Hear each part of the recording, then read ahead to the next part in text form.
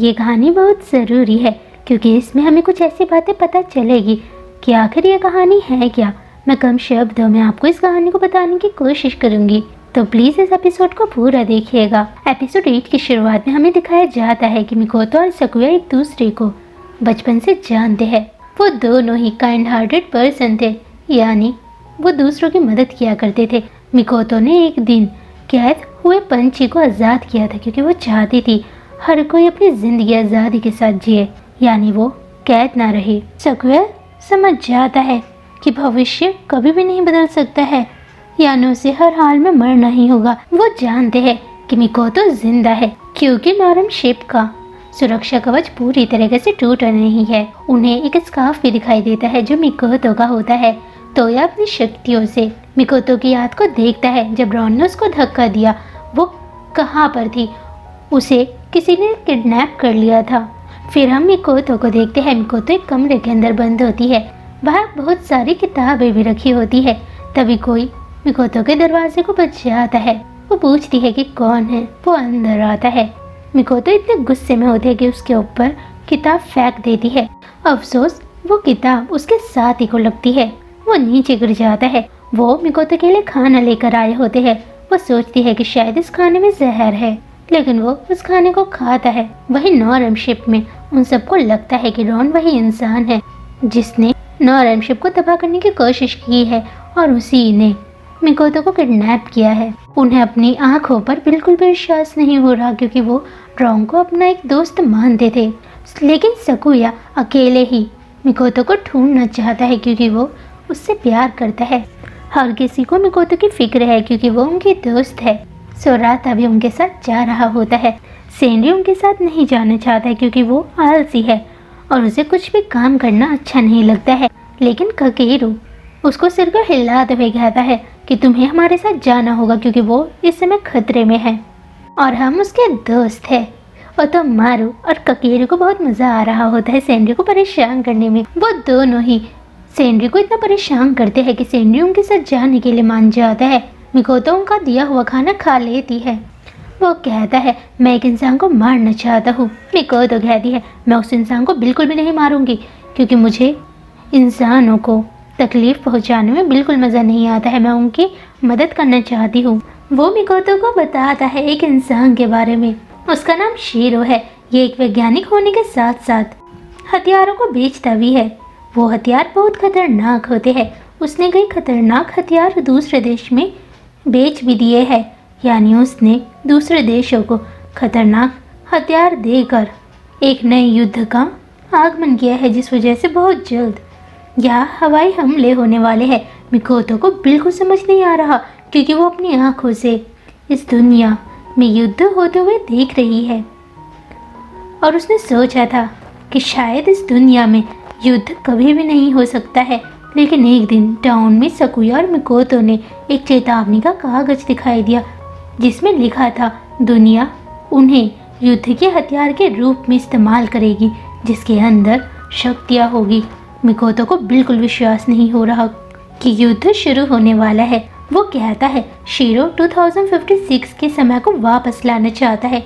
मिकोतो कहती है सोराता 2016 से आया हुआ है। वो हैरान हो जाता है क्योंकि वो सोराता के बारे में सोचता है। फिर वो कहता है मिकोतो सोराता तीसरे इतिहास से कैसे बचा हुआ है। मिकोतो को बिल्कुल समझ नहीं आ रहा कि वो क्या कह रहा है और हमें भी बिल्कुल समझ नहीं आया था, लेकिन जिसके बाद उसने बताया उसे सुनकर मिकोतो हैरान हो गई क्योंकि उसने कहा इतिहास अपने आप को दोहरा रहा है और हम इस चौथे इतिहास में जी रहे हैं। यह है रीसेट, यानी तुम लोग जिनके अंदर शक्तियाँ है वो समय को बार बार दोहरा रहे हो। जैसे ही वो मिकोतो को कुछ और बताने वाला होता है तभी उसका साथी उसे बुलाता है क्योंकि इस दुनिया में युद्ध शुरू हो चुका है। वो अपने बारे में बताता है कि मेरा नाम सेत्सु है और मेरे नाम का मतलब बर्फ है। ये प्यारा है ना। मिकोतो से नहीं देख रही होती है। वो कहता है तुम मुझे ऐसे नज़रअंदाज कर रही हो जैसे मैं एक कीड़ा हूँ। मिकोतो को लगता है सेत्सु शायद लड़कियों को छेड़ने वाला इंसान है। वो अपनी आंखों से युद्ध होते हुए देखती है। जो बहुत डरावना होता है। युद्ध शुरू हो चुका है। हर कोई अपनी जान बचाने के लिए एक जगह से दूसरी जगह जा रहा है। नॉर्म शिप के सदस्य नॉर्म शिप से बाहर आ चुके हैं। तोया इस दुनिया के मैसेंजर से बात करने के लिए जा रहा है। ककेरू को अपने पिता दिखाई देते हैं, लेकिन जब ककेरू वहाँ दोबारा देखता है वहाँ कोई और इंसान होता है। सोराता को वही रहस्यमय औरत दिखाई देती है। सोराता पूछता है, चूजो क्या तुम उस लड़की को जानते हो? चूजे अपने डिवाइस में उस लड़की का नाम लिखते हैं। उसका नाम आईने होता है। लड़की मुस्कुराती है। कोई तोया को अपनी ओर खींचता है। वहाँ एक लड़की होती है। उस लड़की का नाम नागिसा होता है। डायरेक्टर ने उसे भेजा होता है। वो यहाँ पर उन्हें इस परेशानी से निकालने के लिए आई है। वो कहती है हमें रीसेट फिर से करना होगा ताकि इस दुनिया में शांति बनी रहे। वो सब मिकोतो को ढूंढ रही होती है।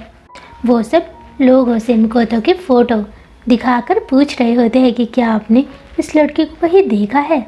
उनके पास रॉन की भी फ़ोटो होती है। वो रॉन की फ़ोटो दिखाते हैं। तभी कोई उन्हें रॉन का पता बताता है। वो दो लोगों की तरफ इशारा करता है। ककेरू वहाँ जाना चाहता है, लेकिन सेनरी डर रहा होता है, क्योंकि हम जानते हैं सेनरी आलसी है और वो डरपोक भी है। सेनरी को उनके पास जाना खतरनाक लग रहा होता है। ककेरू कहता है तुम सच में किसी काम के नहीं हो सेनरी। वो कोहारू से कहता है तुम सेनरी का ध्यान रखना। वो दोनों ही एक दूसरे के करीब आ रहे होते हैं। वो कहता है तुम अपना ख्याल रखना। वो उनके पास चले जाता है। इस दुनिया में बमबारी हो रही है।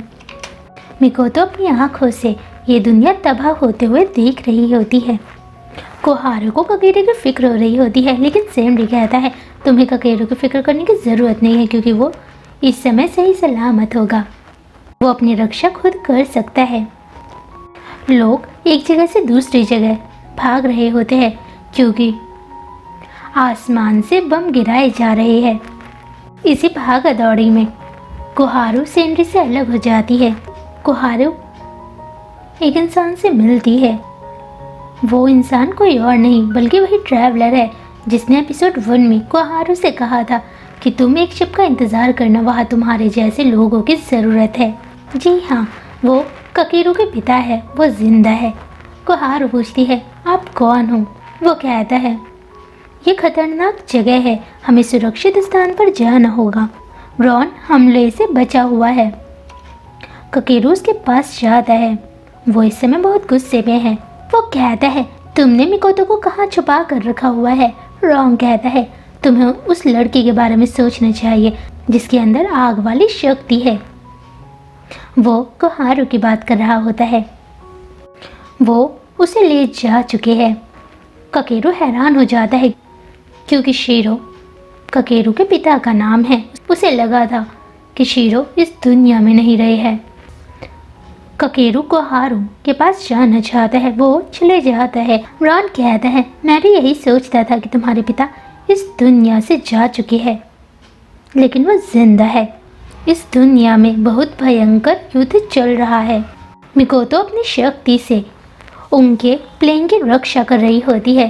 ककेरू कोहारू को ढूंढ रहा होता है। शीरो बहुत चालू होता है। वो कोहारू के कान भर रहा होता है, यानी उसने कोहारू को अपने वश में कर लिया है। वो वही काम कर रही होती है जो शीरो कोहारू से कह रहा होता है। शीरो ने कोहारू से कहा है कि वो इस जगह में आग लगा दे, क्योंकि कोहारू के पास आग वाली शक्ति है। वो अपनी शक्तियों का इस्तेमाल करती है। वो उस जगह को आग लगा देती है। ककेरू उसके सामने होता है। ककेरू वो शक्ति देख रहा होता है।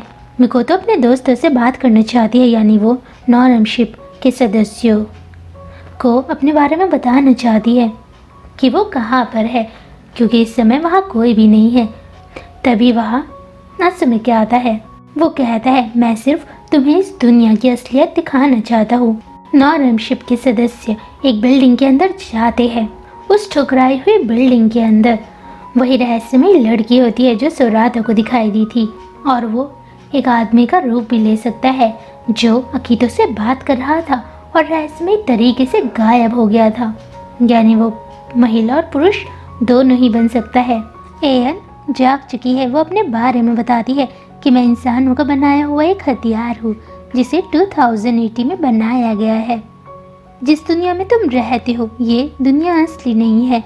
वर्ष 2000 में बार बार युद्ध होने के कारण पृथ्वी के जीव जंतु समाप्त हो रहे थे। सन 2060 में जैसे ही चौथा विश्व युद्ध शुरू हुआ, ये दुनिया पहले की तरह खूबसूरत नहीं रही। इस दुनिया में बच्चों के हाथ में हथियार थे। वो सब एक दूसरे को मारना चाहते थे।